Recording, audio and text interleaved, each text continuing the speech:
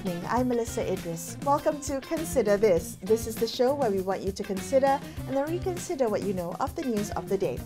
In Malaysia, 75% of teenagers use social media daily. But with this constant connection comes a growing number of risks.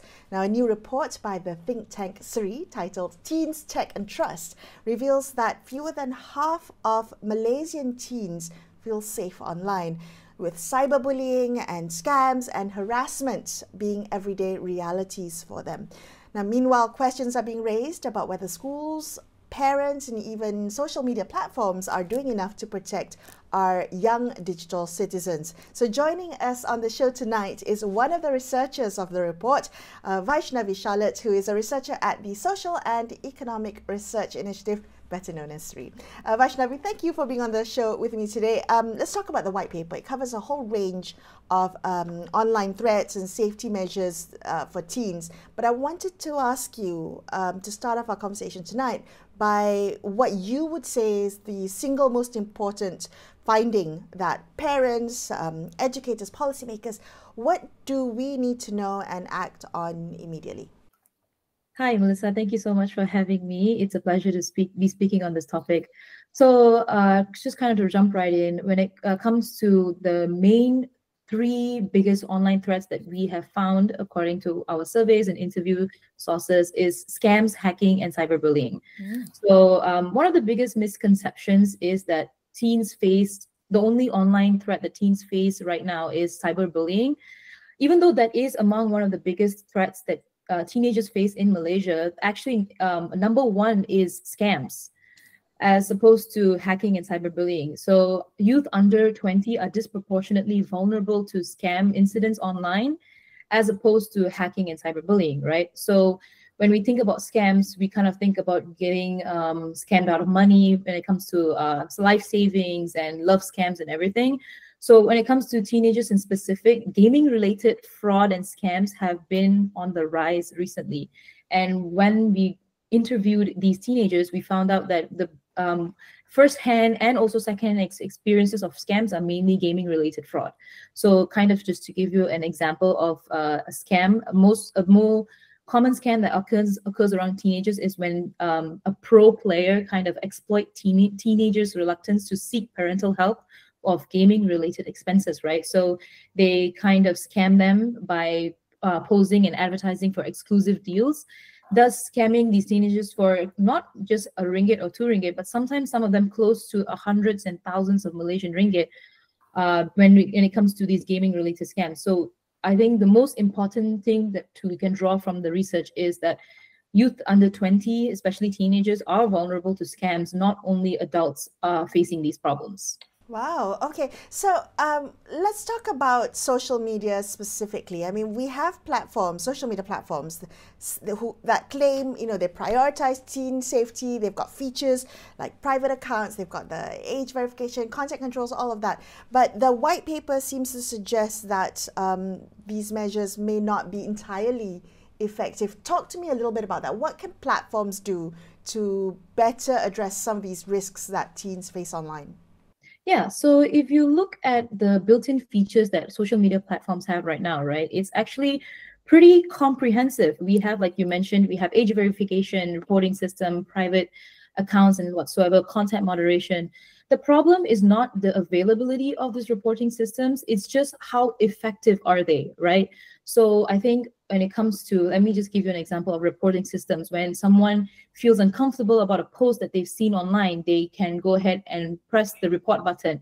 So what happens, what are the follow-up procedures after a teenager reports these posts, right? So how well are these safety features enforced? So enforcement is something that we need to think about, or social media platforms should probably think about, and how effective are these features?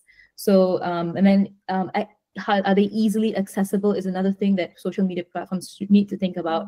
And so the main thing that we like to say is quantity over quality, right? Quality over quantity. How well are these features being enforced, and are they effective enough to deal with the modern problems that teenagers face right now when it comes to online threats? So another thing that we've been talking about is a big conversation is banning social media for teenagers, right?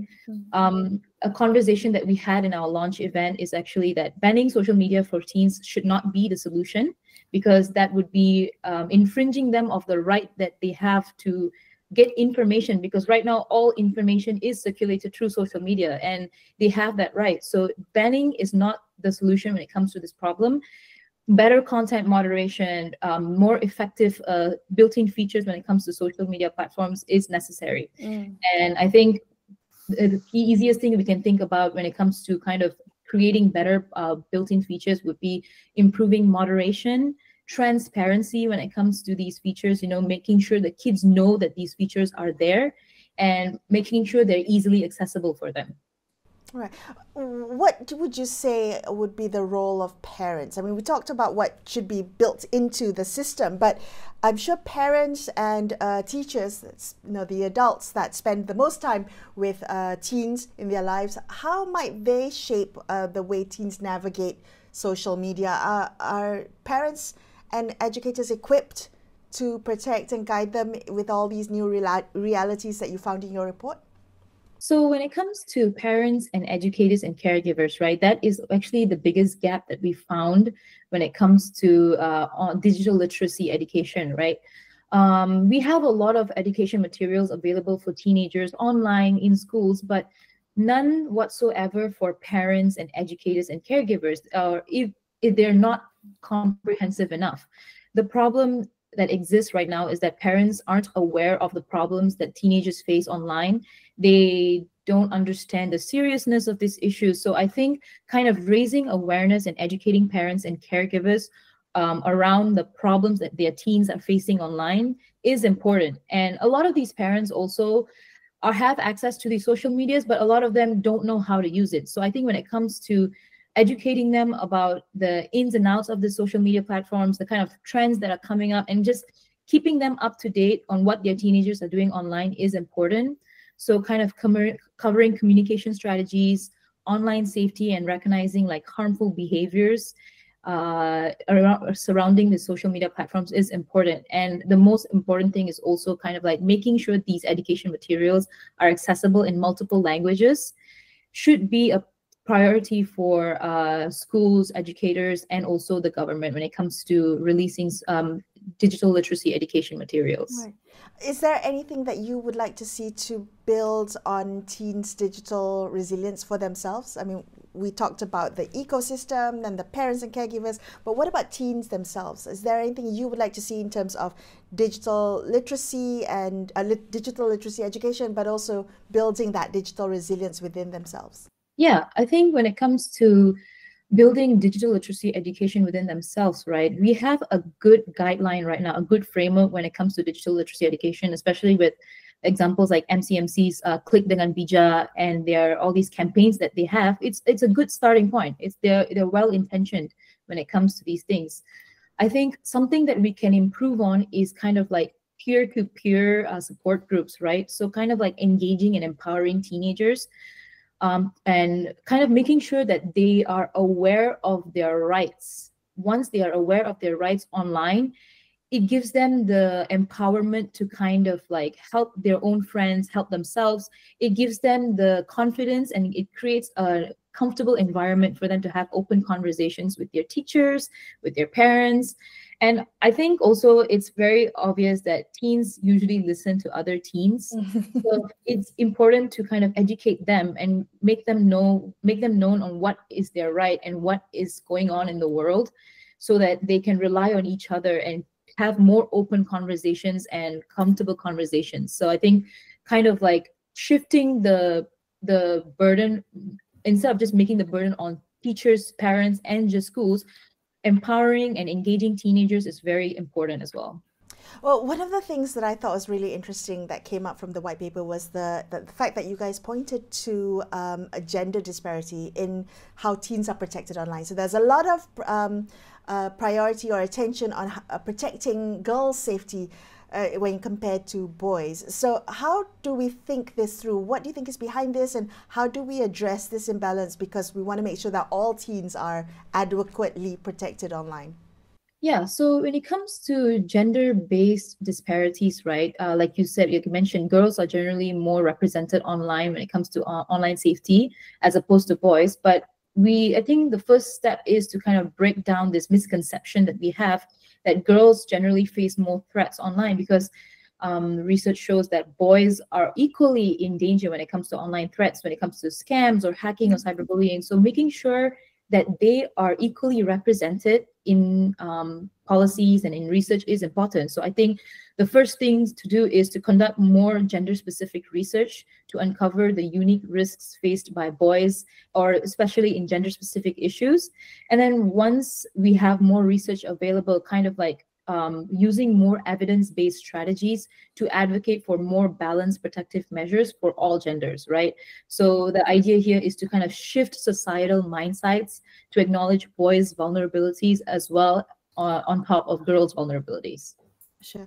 Vaishnavi, thank you so much for being on the show with me. I appreciate your time and your insights from this report. That was Vaishnavi Charlotte from the think tank Surrey. We're going to take a quick break here and consider this. We will be back with more. Stay tuned.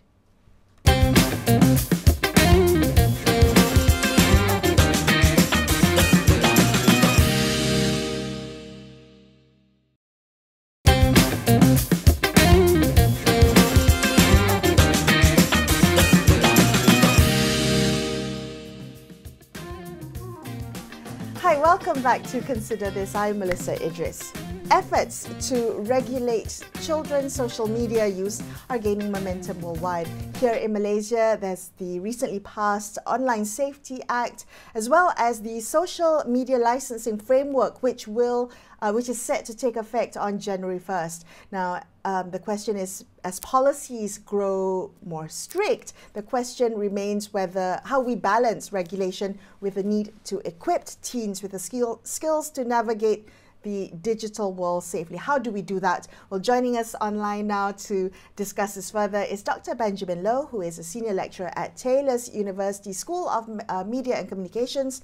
He's also the director of the Impact Lab for Peace, Justice and Strong Institutions there.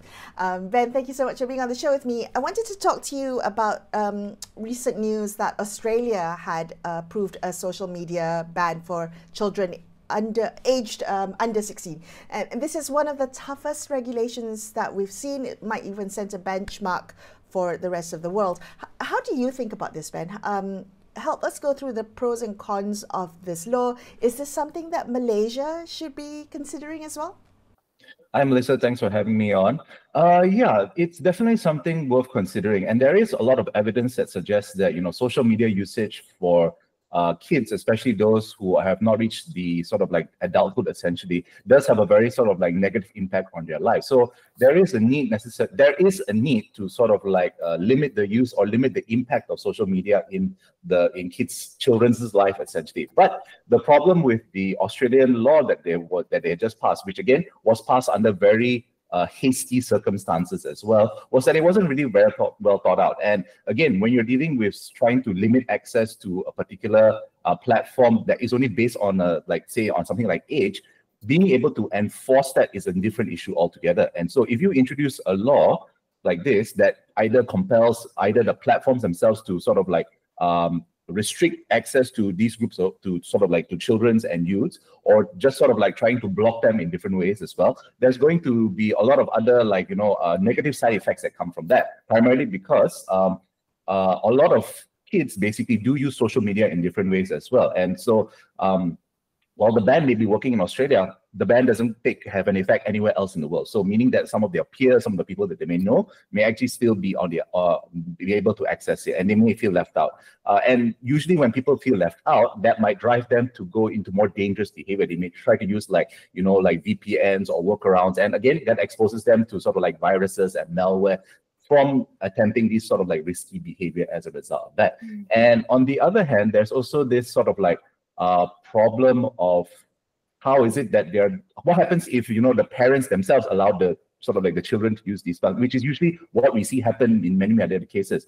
Most social media platforms usually have a base minimum age of about 13, and this is all based off a US law that somehow all the social media companies have agreed to sort of like follow. But we have also seen a lot of reports that children below that age are still accessing social media because their parents allow them for the most part. And I think it's really more about trying to build an environment where parents are able to monitor, and also children are sort of like taught media literacy to be more responsible in their use of social media. But yeah, it's just a very, very difficult situation, because on principle, I believe that it's important, but because it's not going to be something that can be very practical, I don't think a law like this should be able to be enforced. And I think even until today, the government hasn't come up with the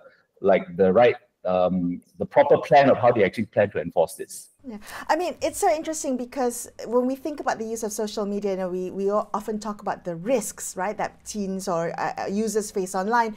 But there's also a positive aspect of social media. There's self-expression, there's connection, there's learning that takes place on social media. And I think that's also a struggle that parents have to balance. Parents and teachers and other caregivers balance in trying to protect children and teens online, but also give them the autonomy to explore and to discover and learn. How do you see that in terms of getting that balance right, particularly as someone who's immersed in the world of digital literacy, Ben? What advice do you have for parents and teachers who are struggling with this? Well, according to the Australian, I think, Human Rights Commission that ran this, that sort of like did some studies to sort of like examine this to justify the law, they found that a large majority of parents in Australia supported this law, essentially.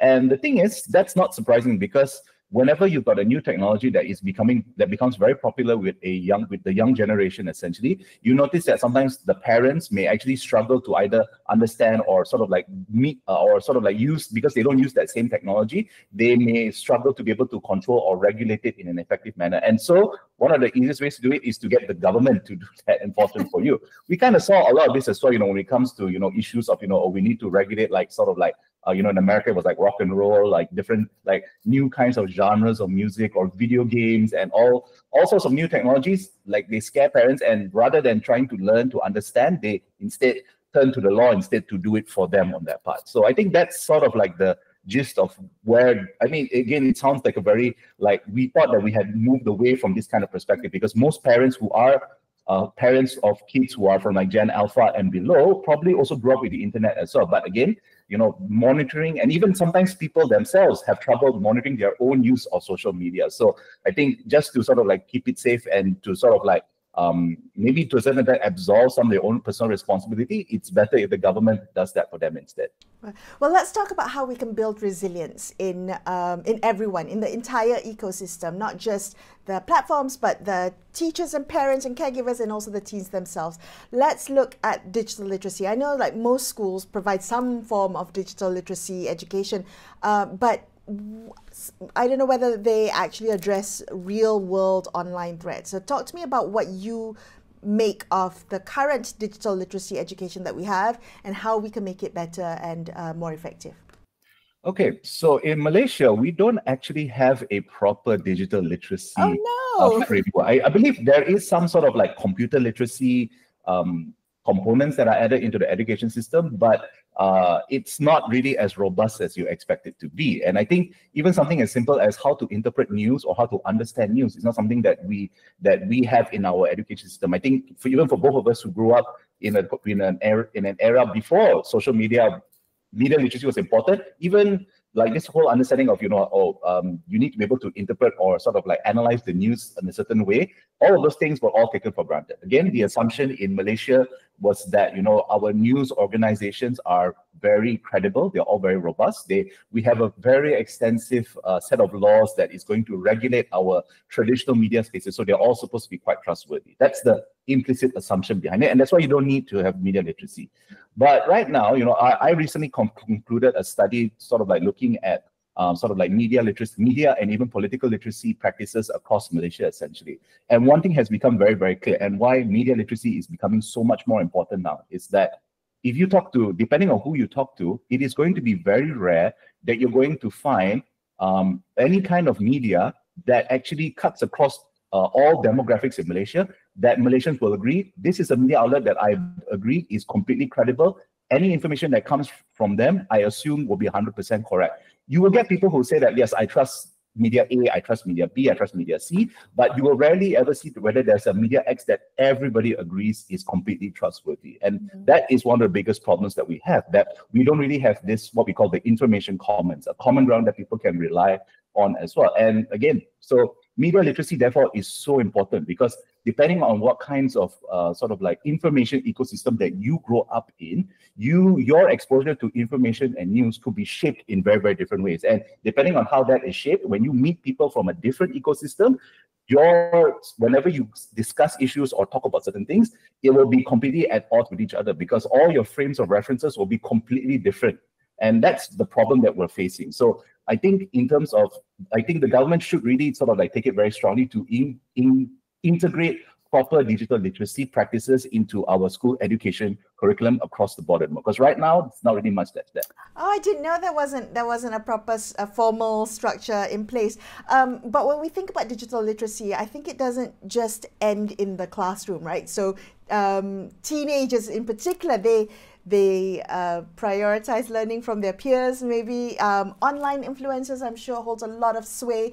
When you think about reframing or rethinking digital literacy to build digital resilience, how do you incorporate that to target these more peer-based influencers? That is a very, very important point. And the weird part is that the fact that Malaysians are actually quite reliant on their peers and their networks, actually to a certain extent does make them a little bit more resilient, because we live in we're what is known in cultural studies as a collectivist society. I mean, I disagree with the generalists, but it's a good way to sort of like understand it, meaning that we don't really see individuals as complete authorities. We believe that we are all like sort of like independent, we can think independently and whatnot, but we also are reliant on other people to verify things. And whenever we receive new information, it's very natural for Malaysians to just check or get a sense of how prevalent is this thing being presented, is it correct? And rather than think about the very Western approach to sort of like doing media literacy is to, I need to check on like the relevant sources, the experts, to see which are the news organizations that make sure that this is correct. For a lot of nations, the simple truth is that, what do my peers think? What do the people that I know who may know more than me, who are more exposed, what are they saying? If they are sharing the same thing, that will be then I will have a high degree of trust that this is probably real or not. I mean, they may not evaluate the sort of like the content itself on the merits of its own, but they rely on others. And I think to a certain extent, one of the big problems that we see that media literacy tries to tackle, that you always see in Western-based media literacy practices, is the first thing they always tell you to do is that whenever you encounter news that is dubious in nature or you can't verify whether it's true, is don't react. They always tell you to take a pause, wait, and then once you evaluate, then you make the reaction. Because usually a lot of this sort of like, like fake news and clickbait, they try to target, they try to manipulate you emotionally, meaning that if they can instigate that reaction in you, then you immediately respond. And then that's how all of these things spread very, very quickly like wildfire. But in the Malaysian space, a lot of people, when I speak to them, right, whenever they encounter anything that they're not sure to verify or they don't know for sure, the first thing they always do is that I check certain news outlets to see whether it's been posted. I check my other WhatsApp groups and I just check, does this seem correct? And they'll just say that, I know this person, he's got like a master's or a PhD, so I can believe that he's smarter than me, so he can be able to tell better. And while this may sound like, it doesn't sound like media literacy, but it is a form of media literacy. It's this idea that you recognize that you have some shortcomings, or rather, you don't want to take responsibility for verifying information, but you then rely on other people to do that for you. But the problem, of course, is that the other people around you is what you need to know whether they can be trusted to lead you on the right path or not. Because just for instance, if you happen to be if your entire network is full of anti-vaxxers and you get a news that dispels anti-vaxxers and you ask all your anti-vaxxers friends, naturally going to tell you this is all rubbish, don't believe it, and then you'll be none the wiser. So while that is good, it's still very still dependent on whether your networks are quality networks or not. So I think that's something that I would say is both good and bad in the Malaysian case. Yeah, and it also speaks volumes about the responsibility we each have in trying to verify that. Ben, thank you so much for being on the show with me today. That was Dr. Benjamin Loh from Taylor's University, wrapping up this episode of Consider This. I'm Melissa Idris, signing off for the evening. Thanks so much for watching, and good night.